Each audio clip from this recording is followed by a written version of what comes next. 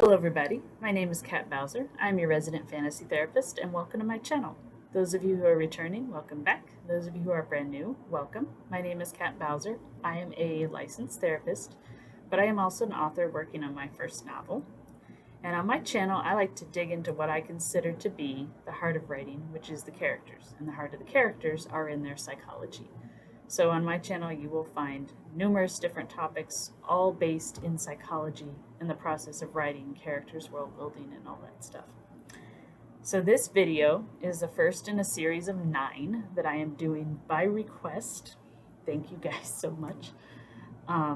We're going to talk about the 9 different intelligences created by Gardner that I mentioned briefly in one of my previous videos. So I'm going to take a video and I'm going to try to do them once a week, just detailing each individual intelligence in a little more detail. And I've said detail way too many times in this video already. So let's just jump right into it. And we're going to start with one of my favorite intelligences, and that is naturalistic intelligence.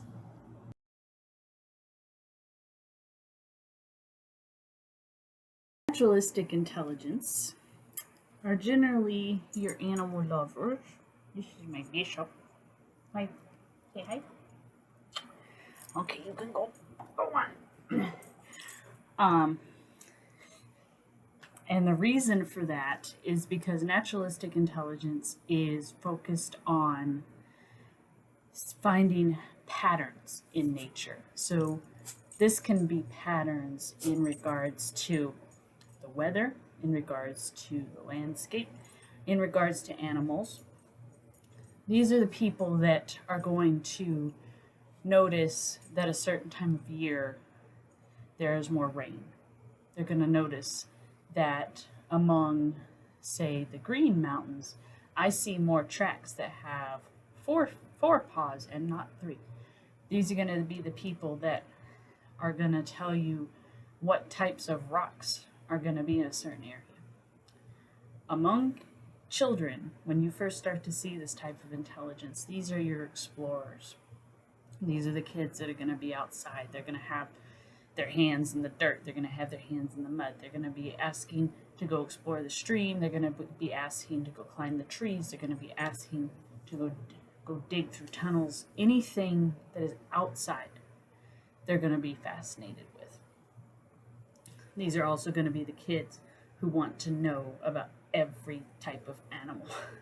These are the ones that are going to be asking you, tell me about the dog. Okay, now tell me about the wolf. Tell me about the cheetah. Tell me this or that. They usually develop their favorite types of animals, and that's what they'll focus on. But you do have the occasional that, like, any kind of animal, I want to know all about it.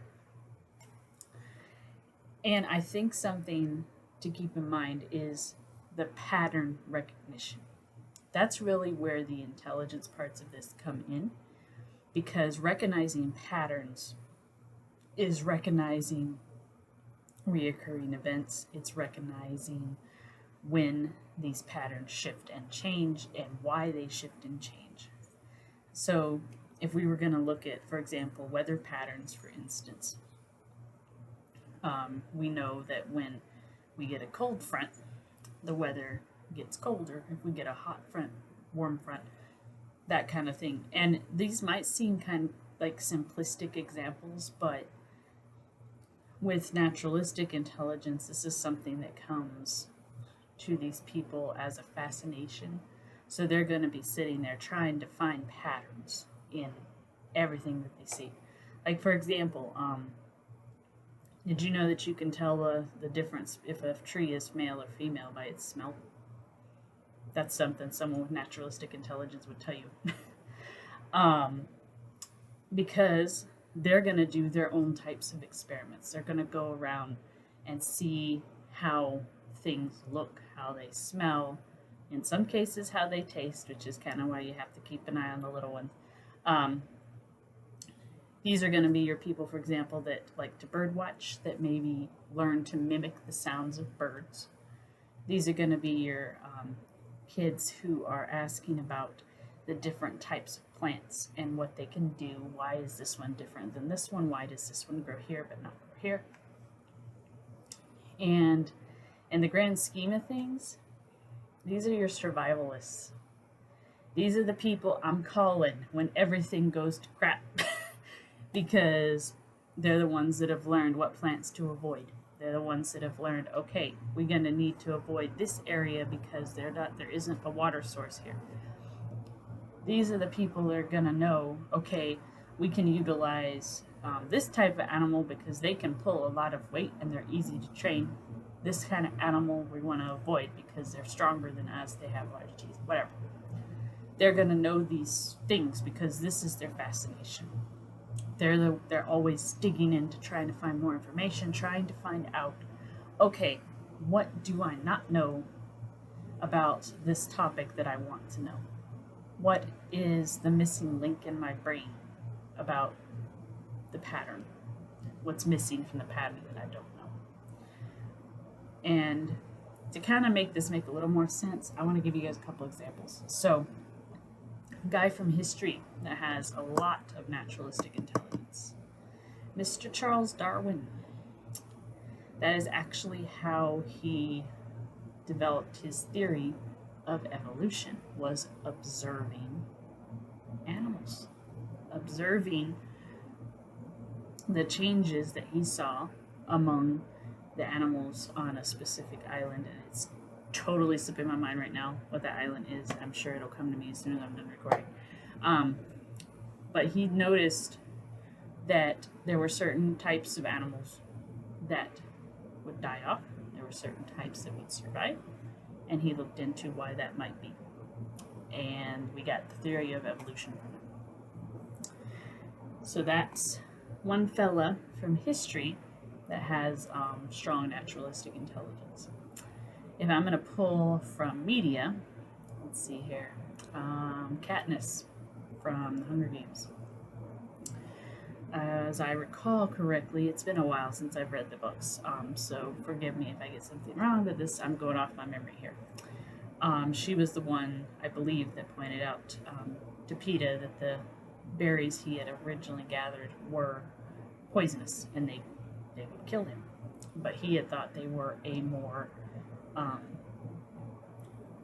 a safe plant to eat. Good example of this. In nature, we have the very poisonous mushrooms, the death cap, and the destroying angel, which, by the way, are awesome names. But there is also a look-alike that is very healthy and readily eaten in Asia. So when people come over from Asia to here, a lot of times they were making mistakes and they were picking these deadly mushrooms because they looked like the safe ones.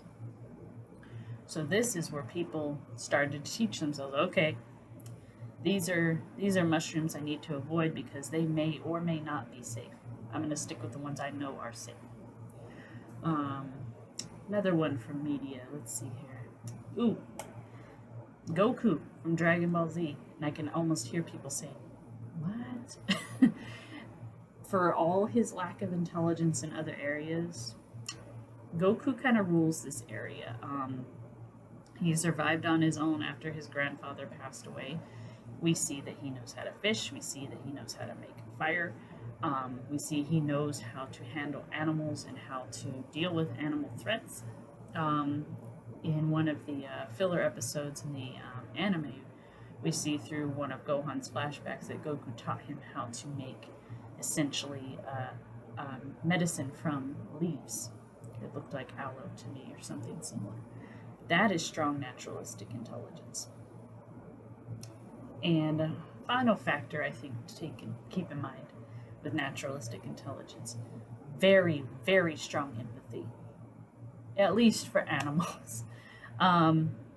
Sometimes you'll get people that have strong empathy for humans as well, usually because they consider them a type of animal.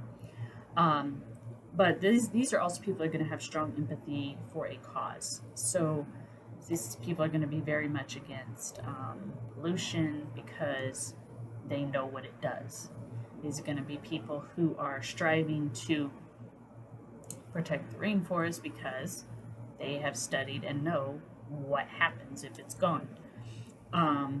These are people that are going to know how to make a compass out of natural elements, which, by the way, you actually can do. My husband actually taught me that one. He has strong naturalistic intelligence. He's a Boy Scout. And there are organizations like Boy Scouts that teach these kind of skills, how to know which direction you're going, how to make a shelter out of the elements you have around you, how to make sure that you can survive. The rule of three is strong in the naturalistic intelligence, which is basically 3 minutes without air, 3 days without water, 3 weeks without food. And as a general rule, that's pretty on the spot. Something that I think that I'm going to offer as just suggestions if you're going to be using naturalistic intelligence. I would really love to see more of this shown in like desert or mountainous landscapes. Usually when we see this, it's usually in forests and similar types of landscapes where you have trees, you have bushes, you have plants. And that's interesting, and it's understandable why it's so fascinating, but the desert has just as many fascinating things. But people usually don't know that much about it because they assume that, oh hey, it's dirt and dust and sand and that's it. No, that's not it. But a lot of authors don't tackle it. And so I would love to see someone that has strong naturalistic intelligence in that kind of scenario. I want to see a survival in a desert. That would be cool. And there are a lot of different cultures that evolved in a desert society. So it's happened. It's literally happened in history, but we usually don't hear much about it. I mean, the other night, my husband and I caught a documentary on TV. They were talking about an ancient city that was uncovered around in Egypt, and I can't remember the city at this moment, but basically they uncovered that this city had been carved out of rock, and they had carved aqueducts into the city over a mile long to bring water from nearby mountains. And it was enough that they literally had bathhouses in the middle of a desert. That is fascinating. And that is the kind of thing that naturalistic intelligence will give you. So I hope this was interesting to you guys. Like I said, I'm going to be tackling each of the individual intelligences, and I hope this kind of gives you an idea of what each one kind of pertains to.